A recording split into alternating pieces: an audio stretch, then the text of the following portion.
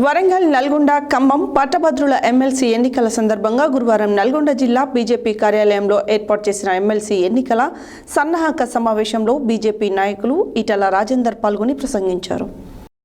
గురువారం నల్గొండ జిల్లా బీజేపీ కార్యాలయంలో ఏర్పాటు చేసిన ఎమ్మెల్సీ ఎన్నికల సన్నాహక సమావేశంలో బీజేపీ నాయకులు ఈటల రాజేందర్ పాల్గొని మాట్లాడుతూ ప్రతి పట్టభద్రులను నేరుగా కలిసి బీజేపీ అభ్యర్థి ప్రేమేందర్ రెడ్డికి మొదటి ప్రాధాన్యత ఓటు వేసి గెలిపించాలని పిలుపునిచ్చారు. అదేవిధంగా ప్రతి బీజేపీ కార్యకర్త సంస్థాగతంగా నేరుగా ఎమ్మెల్సీ ఓటర్ దగ్గరకు వెళ్లి మొదటి ప్రాధాన్యత కల్పించాలని అభ్యర్థించాలని, నిరుద్యోగ యువతను ఈ కాంగ్రెస్ పార్టీ మోసం చేస్తోంది, విజ్ఞులైన నిరుద్యోగ పట్టభద్రులకు వివరించాలన్నారు.